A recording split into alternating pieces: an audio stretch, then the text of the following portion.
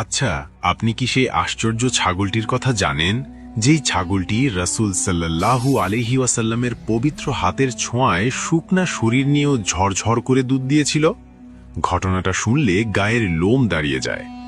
দৃশ্যটা কল্পনা করুন, মক্কা থেকে অনেক দূরে ধুধু মরুভূমির এক কোণায় ছোট একটা তাঁবু।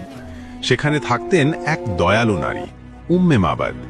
যে কোনো মেহমান এলেই তিনি আপ্যায়ন করতেন, কিন্তু সময়টা ছিল ভয়ঙ্কর খরার।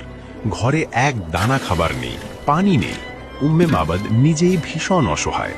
ঠিক এমন এক ভর দুপুরে তার তাঁবুর সামনে এক কাফেলা এসে থামল। কাফেলার একজন মানুষের চেহারা থেকে যেন নূর ঠিকরে পড়ছিল। তিনি বিনীতভাবে উম্মে মাবাদকে বললেন, খাবার বা পান করার মতো কি কিছু হবে? আমরা দাম দেব। উম্মে মাবাদের কলিজাটা মোচড় দিয়ে উঠল। তিনি ছলছল চোখে বললেন, হায়, আমার ঘরে যদি সামান্য কিছুও থাকতো, আপনাদের কাছ থেকে আমি দাম নিতাম না, কিন্তু আজ আমার হাড়ি একদম খালি। মেহমান তখন তাঁবুর এক কোণায় ধুঁকতে থাকা হাড্ডিসার এক ছাগলের দিকে তাকালেন। জিজ্ঞেস করলেন, ও কি দুধ দেয়? উম্মে মাবাদ করুণ হেসে বললেন, ও তো নিজেই চলতে পারে না, ও আর কি দুধ দিবে? আগন্তুক বললেন, অনুমতি দিলে কি আমি একটু চেষ্টা করে দেখতে পারি? উম্মে মাবাদ সম্মতি দিলেন, যদিও তার কোনো আশা ছিল না। এরপর যা ঘটল তা কোনো জাদুর চেয়েও কম নয়। সেই মেহমান বিসমিল্লাহ বলে ছাগলটার গায়ে হাত বুলিয়ে দোয়া করলেন, আর সাথে সাথে শুকিয়ে যাওয়া ছাগলের ওলান দুধে টলমল করতে শুরু করল। বালতি ভরে দুধ দেওয়া হলো।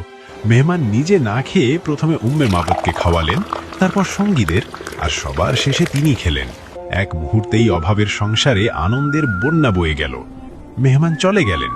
সন্ধ্যায় উম্মে মাবাদের স্বামী বাড়ি ফিরে ভরা দুধের পাত্র দেখে তো অবাক। ঘরে তো কিছুই ছিল না, এত দুধ এলো কোত্থেকে? উম্মে মাবাদ আবেগে কাঁপতে কাঁপতে সব খুলে বললেন। স্ত্রীর মুখে মেহমানের বর্ণনা শুনে স্বামী চিৎকার করে বলে উঠলেন, আল্লাহর কসম, ইনি তো তিনি, ইনি আমাদের নবী মুহাম্মদ সাল্লাল্লাহু আলাইহি ওয়াসাল্লাম। জানেন, সেই ঘটনার পর ওই পরিবার ইসলাম গ্রহণ করে, আর নবীর হাতের ছোঁয়ায় পাওয়া সেই ছাগলটি 18 হিজরি পর্যন্ত বেঁচে ছিল, আর যতই অভাব আসুক ওটা কখনোই দুধ দেওয়া বন্ধ করেনি।